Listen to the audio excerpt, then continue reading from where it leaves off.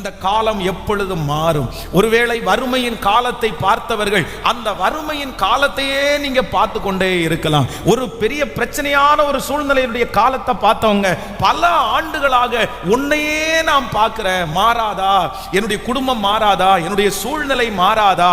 ஆனால் ஆண்டவர் இன்றைக்கு இந்த 12வது நாள் தெளிவாய் கர்த்தர் வாக்கு கொடுக்கிறார்.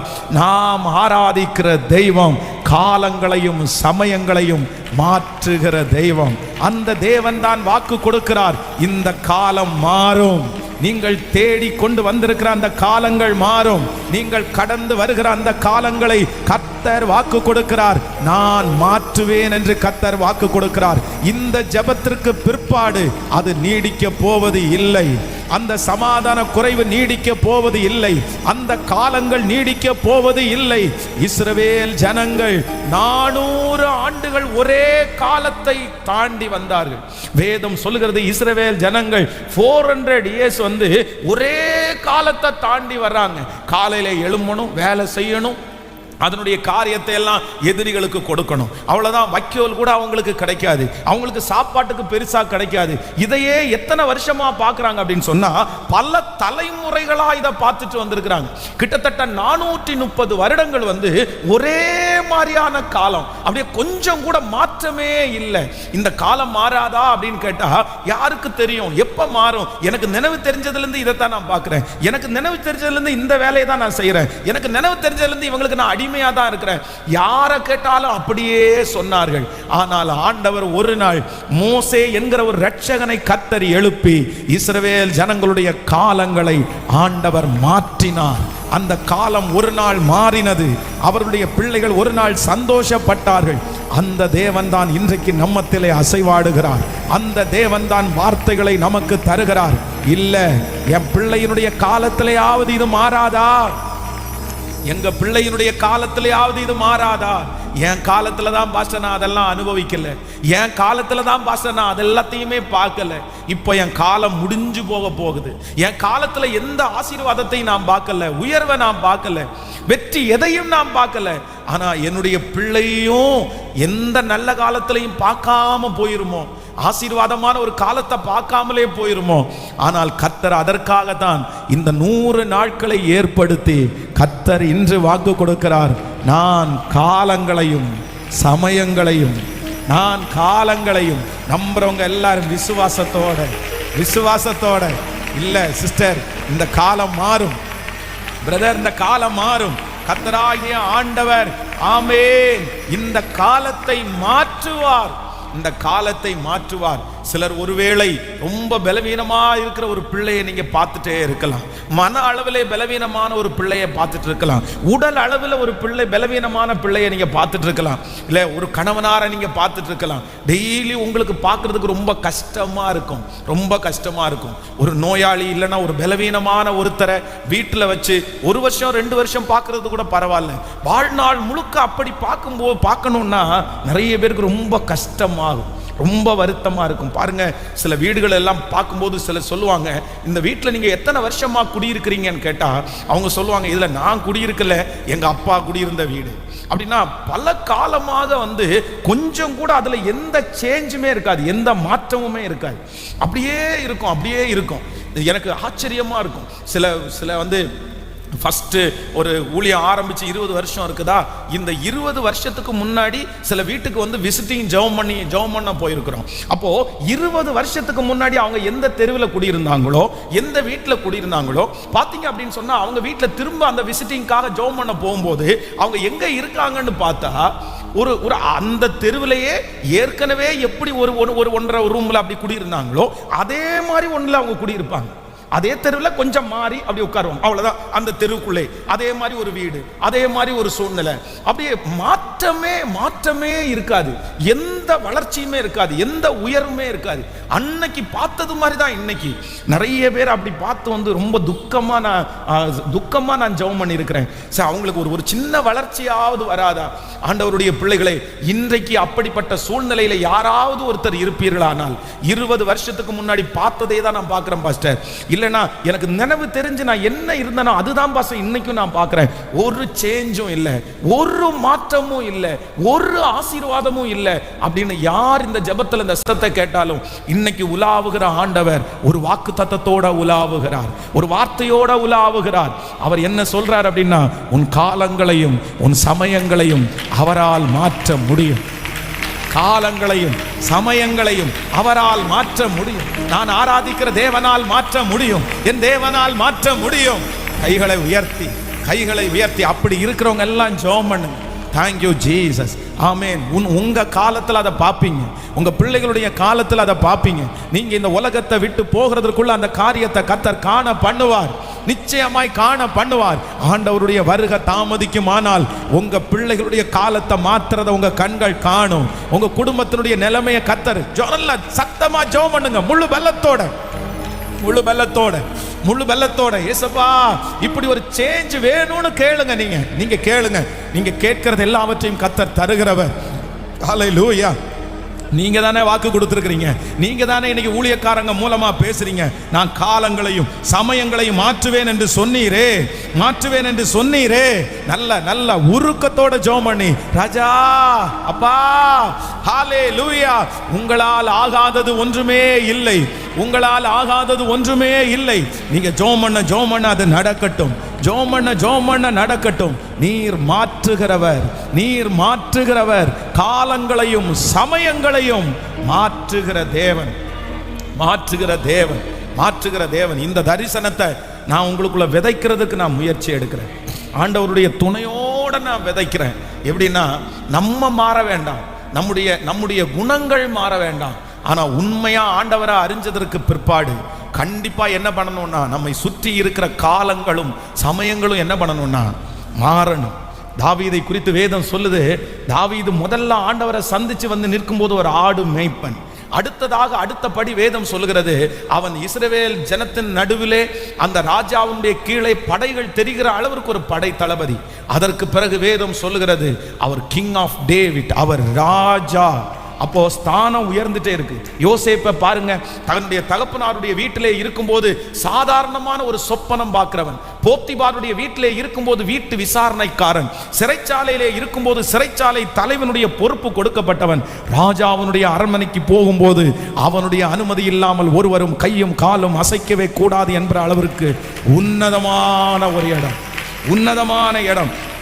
ஆபிரகாம் அவனுடைய தகப்பனாரோடு சேர்ந்து புறப்படும் போது ஒன்றும் இல்லாதவன், எதுவும் அறியாதவன். ஆனால் கடந்து வருகிற ஒவ்வொரு பாதையிலும் கர்த்தர் ஆசீர்வதித்து அவனை வானத்து நட்சத்திரங்களை போல கர்த்தர் அவனை பெருக பண்ணினான். யாபேசை குறித்து வேதம் சொல்லுகிறது, அவனுடைய தாய் அவனை பெற்றெடுக்கும் போது வேதம் சொல்லுது, அவன் கையில ஒன்னும் இல்லை, துக்கம்ன்ற பேரோட தான் அவனை பெற்றெடுத்தாங்க.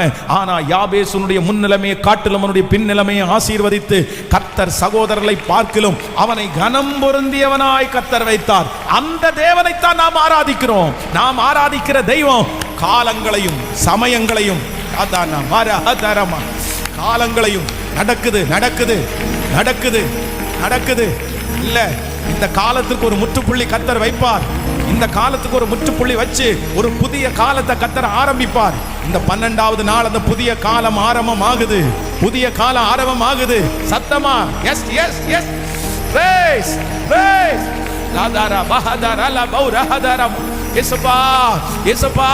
அந்த ஜெப ஆவி யார் மேலெல்லாம் ஊற்றப்படுகிறதோ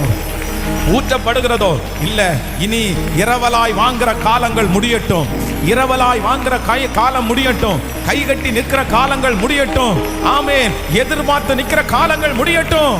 ஜீசஸ். நோயாளி என்கிற அந்த காலங்கள் முடியட்டும். ஸ்தோத்திரம் ஸ்தோத்திரம் ஸ்தோத்திரம். இவன் கையில எதுவுமே தங்காதுன்ற அந்த காலம் முடியட்டும். புதிய காலம். அவரே காலங்களையும் சமயங்களையும் மாற்றுகிற கர்த்தர். நம்முடைய தேவன் யார் அப்படின்னா, மாற்றுகிற கர்த்தர், மாற்றுகிற கர்த்தர், மாற்றுகிற கர்த்தர். இன்னைக்கு ஒரு 3 காரியத்தை ஆண்டவர் வேதத்துல ஒரு குறிப்பிட்ட ஒரு சம்பவத்துல ஆண்டவர் ஒரு பெரிய மாற்றத்தை கட்டளை இடுகிறார். ஒரு விசேஷமான மாற்றம் உண்டாகிறது. அதை குறித்து உங்களோடு சொல்லி உங்களுக்காக ஜெபித்து முடிக்கிறதுக்கு ஆசைப்படுகிறேன். வாசிக்கலாம் வேதத்திலே. அப்போஸ்தலர் நடபடிகள் நீங்கள் 9ஆம் அதிகாரத்தினுடைய 2வது வசனத்தை வாசிக்க போகிறோம். அப்போஸ்தலர் 9ஆம் அதிகாரத்தினுடைய 2வது வசனத்தை வாசிக்கலாம். இந்த மார்க்கத்தாராகிய புருஷனையாகிலும் ஸ்திரீயாகிலும் நான் கண்டுபிடித்தால் அவர்களை கட்டி எருசலேமுக்கு கொண்டு வரும்படி தமஸ்குவில் உள்ள ஜெப ஆலயங்களுக்கு நிருபங்களை கேட்டு வாங்கினான். இன்னொரு விஷயம் கூட வாசிக்கலாம். இந்த மார்க்கத்தாராகிய புருஷரையாகிலும் ஸ்திரீகளையாகிலும் தான் கண்டுபிடித்தால் அவர்களை கட்டி எருசலேமுக்கு கொண்டு வரும்படி தமஸ்குவில் உள்ள ஜெப ஆலயங்களுக்கு நிருபங்களை கேட்டு வாங்கினான். கர்த்தருடைய பிள்ளைகளே, இந்த இடத்துல யாரை குறித்த சம்பவத்தை வாசிக்கிறோம் அப்படின்னு சொன்னா, அப்போஸ்தலனாகிய பவுல் பவுலாய் மாறுவதற்கு முன்னாடி அவர் சவுலா இருக்கிறார். இப்போ சவுல் அப்படின்ற மனுஷன் யார் அப்படின்னா, அவன் மிகப்பெரிய ஒரு என்ன சொல்றது, கிறிஸ்தவத்திற்கு ஆண்டவருடைய பிள்ளைகளுக்கு விரோதியானவன் தான் சவுல். இப்போ சவுல் ஏற்கனவே தன்னுடைய ஊர்ல இருக்கிறாரு. அந்த ஊர்ல இருக்கும்போது ஸ்தேவான் என்கிற ஒருத்தர் பிரசங்கம் பண்றாரு. இந்த பிரசங்கம் பண்றதை கேட்டுட்டு அங்க சுத்தி இருக்கிறவங்களுக்கு எல்லாம் பயங்கரமான கோபம் வருது. உடனே இந்த சவுல் என்கிற மனுஷனை முன்னாடி உட்கார வச்சு அவனுக்கு முன்னாடி இவனுடைய வஸ்திரத்தை எல்லாம் கழட்டி வச்சு சாட்சிக்காரனை போல நியமிச்சு, அப்படின்னா ஒரு ஹெட் மாதிரி நியமிச்சு ஒரு தலை. ஏன்னா இந்த சவுல் என்பவன் யார் அப்படின்னா, கமாலியேலின் பாதத்தருகிலே கல்வி கற்றவன். இவர் பெரிய கோடீஸ்வரரா இருந்தார். ரட்சிக்கப்படுகிறதுக்கு முன்னாடி வேத வல்லுநர்கள் சிலர் சொல்றாங்க, இவருடைய பேருக்கு கப்பலே போயிருச்சு. கோடிக்கணக்கான சொத்துள்ள ஒரு மனுஷன் தான் இந்த சவுல். சமுதாயத்தில் ரொம்ப வசதியானவன், சமுதாயத்தில் நல்ல படிப்புள்ள ஒரு மனுஷன். ஆள் கொஞ்சம் கட்டையான ஆளா இருந்தாலும் ரொம்ப சமுதாயத்தில் ஒரு பெரிய ஆள், அப்படின்னா ஒரு அரசியல்வாதி மாதிரி வச்சுங்களேன். அதனாலதான் அந்த ஸ்தேவானை கொல்லும் போது சாட்சிக்காரனாக இவரை நியமிக்கிறாங்க, ஹெட்டா இவரை நியமிச்சு இப்ப அந்த ஸ்தேவானை கல்லெறிஞ்சு எல்லாரும் கொன்னுட்டாங்க. கொன்ன உடனே இந்த சவுல் என்ன பண்றான் அப்படின்னு சொன்னா, அங்கே இருக்கிற முக்கியமான நபர்களோட ஒரு கடிதத்தை வாங்குறான். என்ன கடிதம் வாங்குறான் அப்படின்னு சொன்னா, நான் பார்க்கிற புருஷர் இந்த மார்க்கத்தாராகிய, அப்படின்னா ஆண்டவரை ஏற்றுக்கொண்டு இயேசு கிறிஸ்துவை ஆராதிக்கிற கூட்டத்தை நான் பார்த்துட்டேன்னா, புருஷனாகிலும் ஸ்திரீயாகிலும் நான் கண்டுபிடிச்சா அவர்களை கட்டி எருசலேமுக்கு கொண்டு வந்து அவங்களை என்ன வேணாலும் நாம் பண்ணலாம். அவங்கள அடிக்கலாம், அவங்கள கொல்லலாம். அந்த மாதிரி ஒரு என்ன வாங்குறான் அப்படின்னா, ஒரு பர்மிஷன் லெட்டரை வாங்குறான். ஒரு முத்திரை போட்ட ஒரு கடிதத்தை தன்னுடைய கையில வாங்கிட்டான். அப்படின்னா சாதாரணமா போய் கூப்பிட்டா நம்ம வர மாட்டோம். இன்னைக்கு இருக்கிறது மாதிரி தான் வச்சுங்களேன். இன்னைக்கு ஒரு சர்ச் நடத்தும் போது பாத்தீங்கன்னா, பிரச்சனை பண்ண வர்றவங்க முதல்ல என்ன கேட்பாங்க அப்படின்னு சொன்னா, இந்த சர்ச்சுக்கு என்ன எவிடன்ஸ் இருக்குது, இந்த சர்ச் அப்படின்றதுக்கு என்னப்பா வச்சிருக்கிற, கொடுங்க அந்த லெட்டர் கொடுங்க, நீங்க என்ன பெர்மிஷன் வாங்குறீங்க அதை கொடுங்க. இன்னைக்கு இதே போலதான் அன்னைக்கும் நடந்திருக்குது. இன்னைக்கு அதான் கேட்பாங்க.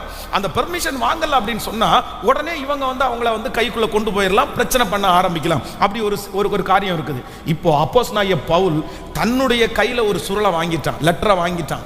அரெஸ்ட் பண்றதுக்கு இவனுக்கு அதிகாரம் இருக்குது. இவன் கூப்பிட்டா வரத்தான் செய்யும், இவன் அடிச்சா வாங்கித்தான், இவன் கொன்னா கூட யாரும் கேட்க கூடாது.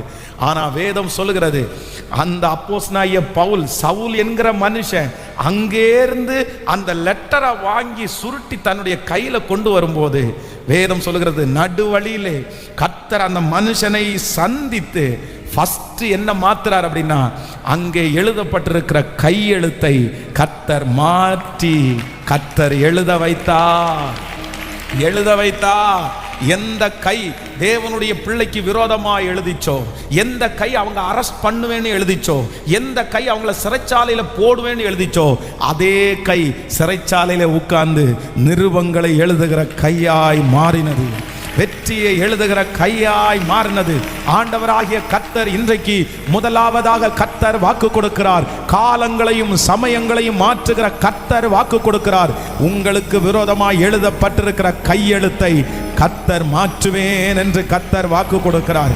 யார் உங்களுக்கு விரோதமாய் எழுதியிருந்தாலும், எந்த கடிதங்கள் எழுதியிருந்தாலும், எந்த பத்திரங்கள் எழுதியிருந்தாலும், எந்த லிஸ்ட் எழுதியிருந்தாலும், ஆமென், எந்த மெடிக்கல் டெஸ்ட் எழுதியிருந்தாலும், நான் இப்போ பிரசங்கம் பண்ணுகிற இயேசு, நான் இப்பொழுது ஆராதிக்கிற இயேசு, அவர் மாற்றுகிறவர், முத்திரைகளை மாற்றுகிறவர், கடிதங்களை மாற்றுகிறவர், கையெழுத்துக்களை மாற்றுகிறவர். நல்ல கைகளை தட்டி ஆமென், ஆமென், ஆமென், ஹல்லேலூயா. உங்களுக்கு விரோதமாய் எழுதப்பட்டிருக்கிற எழுத்துகள் மாறும். உங்களுக்கு விரோதமாய் சத்துரு எழுதின எழுத்துகள் மாறும். எழுத்துகள் மாறும். என்னுடைய தேவனாகிய கர்த்தர் அவர் மாற்றுகிறவர். முதல்ல என்ன மாத்துறார் அப்படின்னு சொன்னா, கையெழுத்தையே கர்த்தர் மாத்துறாரு. எழுதிட்டு வந்திருக்கிற அந்த லெட்டர் வந்து அங்கிருந்து எழுதிட்டு சவுல் என்கிற ஒரு மனுஷன் புறப்படுறான்னு சொன்ன உடனே இங்க இருந்த அத்தனை பேரும் அப்படியே கொந்தளிக்கிறாங்க, ஜெபம் பண்ண ஆரம்பிச்சாங்க. ஆண்டவரே கிளம்பிட்டாராமே, சவுல் என்கிற ஒரு மனுஷன் கிளம்பிட்டானாமே, நாங்க இப்ப என்ன பண்ணுவோம்? கையில இந்த லெட்டர் இருக்குதே, அவன் வந்து முத்திரை போட்டிருக்கிற லெட்டரை காமிச்சா எங்களால ஒன்றும் பண்ண முடியாது. இந்த சர்ச்சை க்ளோஸ் பண்ணுனா க்ளோஸ் பண்ணி தான் ஆகணும், என் பின்னாடி வாங்கன்னா வந்து தான் ஆகணும், இவன் கையில விலங்க மாட்டுங்கன்னா விலங்க மாட்டி தான் ஆகணும், இவனை அடிச்சிருங்கன்னு சொன்னா அடிச்சு தான் ஆகணும். இந்த மாதிரி ஒரு கடிதத்தை வாங்கிட்டு வர்றாரே, நாங்க என்ன பண்றது? ஆனா வேதம் சொல்லுகிறது, ஜனங்கள் ஜெபிக்கிற அந்த இடத்திற்கு வர்றதற்கு முன்னாடியே என்ன மாற்றப்பட்டதுன்னா, கையெழுத்து மாற்றப்பட்டது. ஹல்லேலூயா. நேபுகாத்நேச்சருடைய காலத்தில் தானியேலை குறித்து வேதம் சொல்லுது, சுத்தி இருக்கிறவங்க எல்லாரும் ராஜாவினிடத்துல போய் அப்படியே தெரியாதது மாதிரி பேசி, இந்த மாதிரி உங்களை வந்து இத்தனை நாள் உங்களை மட்டும் ஆராதிக்கிறது மாதிரி உன்னை கொண்டு வரலான்னு சொல்லி அவரை ரொம்ப அழகா உண்மை என்னன்னு சொல்லாம பொய்ய சொல்லி மாத்தி சொல்லி ஒரு லெட்டர்ல இவ்வளவு நாளும் ராஜாவை தவிர வேற ஒருத்தரையும் ஆராதிக்க கூடாதுன்னு அவர் கைப்பட லெட்டர் எழுதி அவருடைய முத்திரை மோதிரத்தை குத்தி கொண்டு வந்து போட்டிருக்கு. நீ இனி எல்லாம் 3 வேளைலாம் ஜெபம் பண்ண முடியாது. ஆனா தானியேல் காலையிலையும் மத்தியானமும் சாயந்தரமும் 3 நேரம் ஜெபம் பண்ணிட்டு வந்தான். இப்போ முத்திரையை போட்டிருக்கு. இப்போ ராஜாவுக்கு வந்து அதுக்கப்புறம் தான் தெரியுது, ஐயோ நம்ம என்ன இப்படி போட்டுட்டோம்.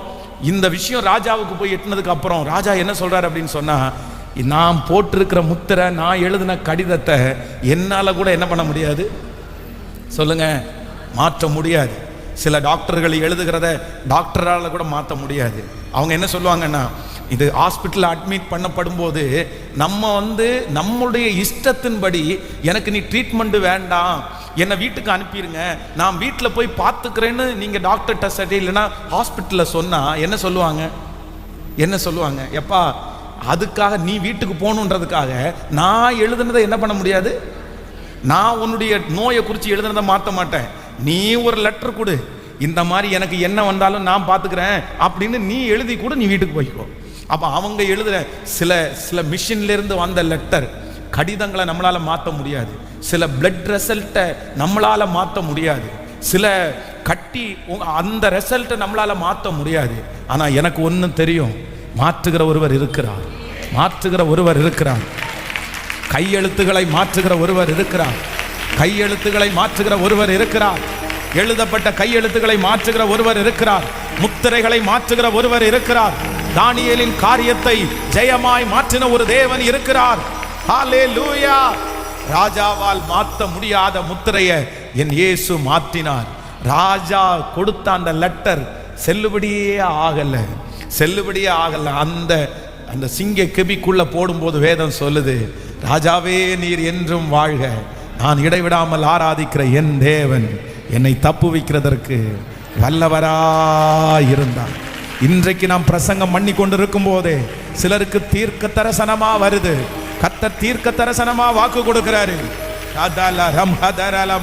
கையெழுத்து மாத்துவேன், உங்களுக்கு விரோதமாக எழுதப்பட்டிருக்கிற அந்த கடிதம் அது ஒன்றுமில்லாமல் போகும், உங்களுக்கு விரோதமாக எழுதப்பட்டிருக்கிற அந்த காரியம் அது ஒன்றுமில்லாமல் போகும். ஹல்லேலூயா. கையெழுத்துக்களை மாற்றுகிறவர், பொய் சாட்சிக்காய் போடப்பட்டிருக்கிற கையெழுத்து மாறும். உங்களை சிக்க வைக்கிறதற்காக போடப்பட்டிருக்கிற அந்த கையெழுத்தை மாற்றுகிற கர்த்தர். ஆமென். சிங்கக்கேபியோ சூளை நெருப்போ அவர் என்னை காத்திடுவார். சிங்கக்கேபியோ சூளை நெருப்போ இயேசு என்னை காத்திடுவார். சொல்லும், அவரே என்னை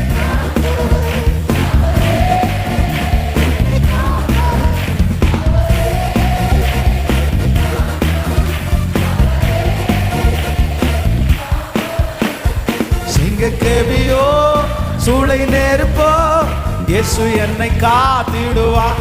சத்தமாய் சிங்கக்கேபியோ இயேசு என்னை காத்திடுவார்.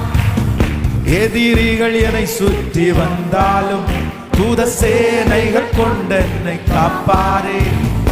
எதிரிகள் என்னை சுற்றி வந்தாலும் தூத சேனைகள் கொண்டென்னை காப்பாரே. ஆவியினால் யுத்தம் வெல்வேனே, சாத்தானை சமுத்திரம் விழுங்குமே. ஆவியினால் யுத்தம் வெல்வேனே, சாத்தானை சமுத்திரம் விழுங்குமே. அவரே என்னை காப்பவர், அவரே என்னை காப்பவர், அவரே என்னை காப்பவர், அவரே என்னை காப்பவர். ஹல்லேலூயா. சிங்கக்கேவியோ சூளை நெருப்போ, இயேசு என்னை காத்திடுவார். சிங்கக்கேவியோ சூளை நெருப்போ, இயேசு என்னை காத்திடுவார். ஹல்லேலூயா. அதான் நிருபத்தில் எழுதும் போது ரொம்ப அழகா எழுதுகிறார். நமக்கு விரோதமாய் எழுதப்பட்டிருக்கிற கையெழுத்தை குலைத்து. யார் எழுதுனது? யார் எழுதுனது? நமக்கு விரோதமாய், நம்முடைய பிள்ளைகளுக்கு விரோதமா பிசாசு நிறைய எழுதியிருப்பாங்க. பிசாசு நிறைய எழுதியிருப்பாங்க. பொதுவாக நீங்க இந்த ஐடி ஃபீல்டில் இருக்கிறவங்களுக்கு நிறைய பேருக்கு தெரியும். என்னன்னா, ஒரு சாஃப்ட்வேரு இல்லைன்னா ஒரு ஆப் இந்த மாதிரி உண்டாக்குறதுக்கு முன்னாடி அவங்க முதல்ல என்ன எழுதணும்னா கோடிங் எழுதுவாங்க. கோடிங், அது கோடிங்னு ஒன்று இருக்குது. இந்த கோடிங்கில் என்ன எழுதுறாங்களோ அது நமக்கு தெரியாது. நீங்கள் அதை பார்த்தீங்க அப்படின்னு சொன்னால் ரொம்ப வித்தியாசமாக இருக்கும், என்னென்னமோ இருக்கும். அதை நீங்கள் ஒரு பிரிண்ட் அவுட் எடுத்து பார்த்தீங்க அப்படின்னு சொன்னால் உங்களுக்கு ஒன்றுமே புரியாது. ஆனால் அது என்ன அப்படின்னு சொன்னால் அதுதான் கோடிங். அப்படின்னா இப்போ நம்ம அந்த பண்ண போகிற அந்த சாஃப்ட்வேருக்கு பின்னாடி அதுக்கு இருக்கிற கீவேர்டு மாதிரி தான் அந்த கோடிங் எழுதுவாங்க. அப்போ நம்ம ஒவ்வொருத்தருடைய வாழ்க்கையிலையுமே நமக்கு பின்னாடியே ஆண்டவர் ஒரு கோடிங் எழுதியிருக்கிறாரு. ஆனா பிசாசு என்ன பண்றான் அப்படின்னு சொன்னா, நம்ம செய்த சின்ன சின்ன தவறுகளை வச்சு அவன் ஒரு கோடிங் எழுதியிருக்கிறான், அவன் ஒரு கையெழுத்து. அதனாலதான் நீங்க அந்த நிருபத்தில் வாசிக்க முடியும், நமக்கு விரோதமாக எழுதப்பட்டிருக்கிற அந்த கையெழுத்தை குலைத்து, அந்த கையெழுத்தை குலைத்து. அப்ப நான் இன்னைக்கு நம்புறேன், இந்த 12வது நாளில் உங்களுக்கு விரோதமாக எழுதப்பட்டிருக்கிற கையெழுத்துகள் குலைக்கப்படுவதாக. பிசாசு எழுதியிருக்கிற கையெழுத்துகள் குலைக்கப்படுவதாக, குலைக்கப்படுவதாக. மாந்திரிக எழுத்துகள் குலைக்கப்படுவதாக. அது எந்த பேப்பர்ல எழுதியிருந்தாலும், அது எந்த தகடுகளில் எழுதியிருந்தாலும், இயேசுவின் நாமத்தினால் அது செயலிழந்து போவதாக. அது செயலிழந்து போவதாக. அதனுடைய வலிமை இழந்து போவதாக. உங்களுக்கு விரோதமாய் எழுதப்பட்ட எழுத்துகள் இயேசுவின் நாமத்தினால அது செயலிழந்து போவதாக. கோர்ட்ல எழுதப்பட்டிருக்கிற அந்த எழுத்துகள் செயலிழந்து போவதாக. உங்களை பற்றி எழுதப்பட்டிருக்கிற அந்த குற்ற பத்திரிகைகள் இப்பொழுது அந்த கையெழுத்துகள் இயேசுவின் நாமத்தினால ஜெபம் பண்ண அது நடக்குது.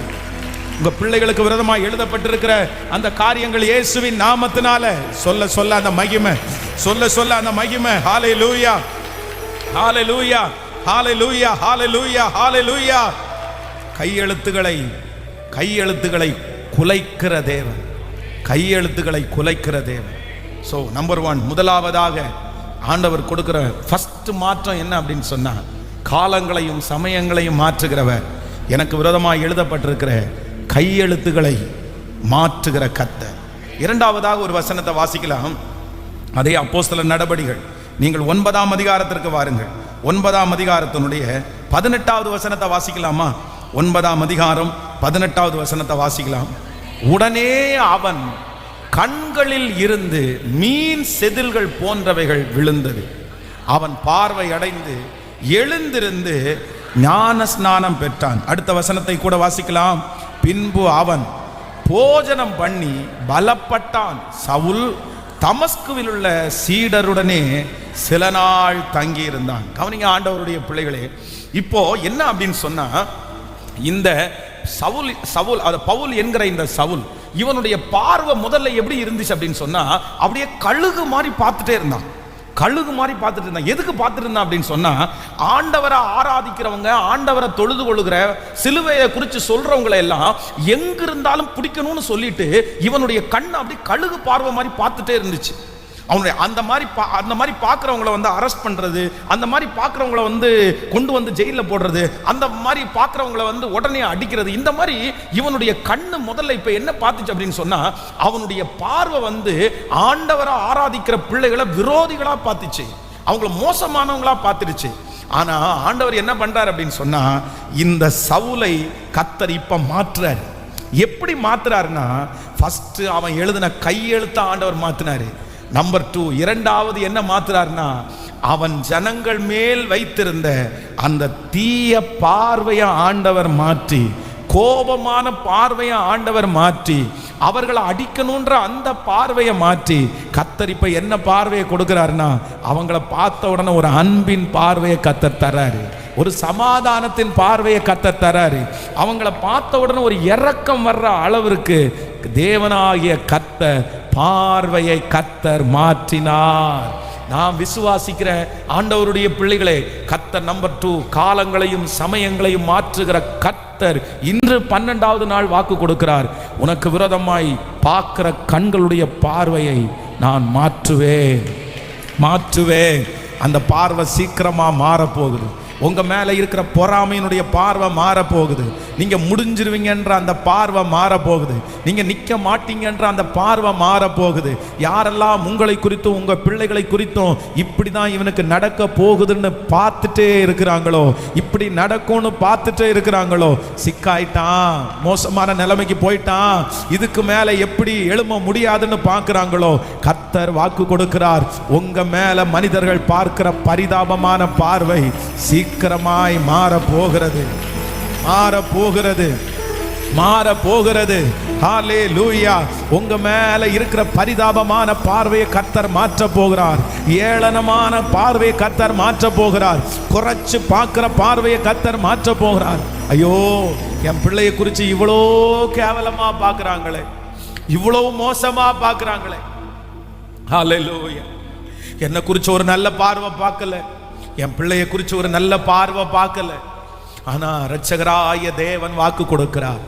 ஹல்லேலூயா, ஹல்லேலூயா. அவர்கள் பிரமிப்பாய் பார்க்கிற ஒரு நாள் சீக்கிரமாய் வரப்போகிறது. ஆச்சரியமாய் பார்க்கிற ஒரு நாள் சீக்கிரமாய் வரப்போகிறது. அரையணையிலே உட்கார வைக்கிற பார்க்கிற அந்த நாள் சீக்கிரமாய் வரப்போகிறது. சூழ்நிலைகள் எல்லாம் மாற்றப்பட்டு நீங்கள் வெற்றி அடைகிற ஒரு நாளை அவருடைய கண்கள் காணும். அவருடைய கண்கள் காணும். நான் ஆராதிக்கிற தேவன் மனிதர்கள் என் மேல் பார்க்கிற பார்வையை மாற்றுகிற கர்த்தர். ஹல்லேலூயா. விசுவாசிக்கிறீங்களா இல்லையா? ஆமென். சிலர் நம்மளை ரொம்ப ரொம்ப பரிதாபமா பார்க்கும்போது அவ்வளோ கஷ்டமா இருக்கும். ரொம்ப பரிதாபமா பார்ப்பாங்க சிலர். அந்த மாதிரி தான் நம்முடைய வாழ்க்கை இருக்கும். நம்மளை ரொம்ப கஷ்டமா, என்ன உனக்கு போய் இப்படி ஆயிடுச்சா, ஐயோ பாவம் அப்படின்னு பார்ப்பாங்க. அவங்க பார்க்குறதே நமக்கு வருத்தமாக இருக்கும். நமக்கு சில காரியங்கள் நடக்காத உடனே ஒரு மாதிரி பார்ப்பாங்க. அவங்க பார்க்குற பார்வை நம்மளை ரொம்ப டவுன் பண்ணும். ஆனால் ஆண்டவர் என்ன சொல்கிறார் அப்படின்னு சொன்னால், இல்லை, காலங்களையும் சமயங்களையும் நான் மாற்றுவேன். இவனுடைய பார்வை இந்த அப்போஸ்தலனாகிய பவுலுடைய பார்வையை கர்த்தர் இடையில சந்திக்கிறார் பாருங்க. சந்திச்ச உடனே முதல்ல என்ன மாத்துறாருன்னா, அவனுடைய கண்ணு இருள் அடையுது. அது வரைக்கும் கண்ணை திறந்து பயங்கரமா வித்தியாசமா வந்துட்டு இருந்தவன் இப்போ ஜெபம் பண்ண உடனே அவனுடைய கண்கள்லேருந்து செதில்கள் போல அப்படியே கீழே விழுந்த உடனே, இதுக்கு ஒருவேளை ஆண்டவர் இடையில சந்திக்காம மட்டும் அந்த அனனியாவை இவன் பார்த்துருந்தான் அப்படின்னு வச்சுங்களேன், அப்படி நம்ம ஊர்ல சொல்லுவாங்கல்ல, கடிச்சு துப்பியிருப்பான். அனனியா அப்படின்ற ஒரு தீர்க்கதரிசிய சவுல் என்கிற ஒரு கேரக்டர் பார்த்து இருந்துச்சுன்னா எப்படி பார்க்கும்னு நினைக்கிறீங்க? எப்படி பார்க்கும்? புர்றா அவனை, அரெஸ்ட் பண்றா அவனை, கொல்றா அவனை. வந்துட்டியா, உன்னை ஏற்கனவே ஒருத்தனை இப்பதான் முடிச்சுட்டு வந்திருக்கிறேன், இப்பதான் ஒருத்தனை பரலோகத்துக்கு அனுப்பிட்டு வந்திருக்கிறேன். யார? ஸ்தேவானை இப்பதான் அனுப்பிட்டு வந்திருக்கிறேன். அடுத்து நீயா? அந்த அனனியாவை எப்படி பார்த்திருப்பான்? ஆனா வேதம் சொல்லுது, கர்த்தர் பார்வையை மாத்தினதுனால இப்ப அனனியாவையும் அந்த சர்ச்சில் இருக்கிற பிலிவர்ஸையும் எப்படி பார்க்கறான் அப்படின்னு சொன்னா, ரொம்ப இரக்கமா, ரொம்ப அன்போட இவன் பிரசங்கம் பண்றதை பார்த்து, இவன் அன்பு செலுத்துறதை பார்த்து, யாடா நீ யாடா, இல்ல உண்மையா நாங்க சவுலையா பார்க்கிறோம், எப்படி இருக்கும் பாருங்க. கிளம்பிட்டான், குதிரையில கிளம்பிட்டான், ஆளு பெரிய லெட்டர் கையில வச்சிருக்கான். லெட்டரை வாங்கிட்டா நீங்க முடிஞ்சீங்கன்னு நியூஸ் இங்க வருது. இந்த நியூஸை கேட்ட அத்தனை பேரும் ஜெபம் பண்ணிட்டு, இயேசுவே இயேசுவே எங்களை காப்பாத்துங்க, ஒரு ரவுடி பையன் வர்றான், இல்லைன்னா சர்ச்சை உடைக்க போறான் அப்படின்னு ஜெபம் பண்ணிட்டு இருக்காங்க. அவன் வர்ற வழியில சந்திக்கப்பட்டு ரட்சிக்கப்பட்டு ஒப்பு கொடுத்து ஞானஸ்நானம் கேட்டு, நம்ம ஆள அனனியா போய் அவனுக்கு சொல்லி தீர்க்க தரிசனம் சொல்லி, வாப்பா அவனுக்கு ஞானஸ்நானம் கொடுக்குறேன்னு ஞானஸ்நானம் கொடுத்து அவனை கொண்டு சாட்சியை சொல்லுங்கடான்னு சொன்னா பிரசங்கம் பண்றான் பாருங்களேன். இதை பார்த்தா எப்படி இருக்கும், எப்படி பிரமிப்போம். ஒரே இரவில் என் தேவன் எவ்வளவு நல்லவராய் மாற்றினார். அந்த சவுல பவுலாய் மாற்றின தேவன் நம்ம குடும்பத்தில் இருக்கிற சவுல்களை பவுலா மாற்ற மாட்டாரா? நம்ம தேசத்தில் இருக்கிற சவுல்களை பவுலாய் மாற்ற மாட்டாரா? ஹல்லேலூயா. யாரெல்லாம் கிறிஸ்தவத்துக்கு விரோதமா இருக்கிறார்களோ, யாரெல்லாம் ஆண்டவரை ஆராதிக்கிறதுக்கு விரோதமா இருக்கிறார்களோ, அத்தனை சவுல்களையும் கர்த்தர் சந்திப்பார், பவுல்களாய் மாற்றுவார். அவர்கள் வேதத்தை சுமக்கிறவர்களாய் மாறுவார்கள். அவர்கள் தேவனை குறித்து பிரசங்கம் பண்ணுவார்கள். ஆமென். ஹல்லேலூயா, ஹல்லேலூயா.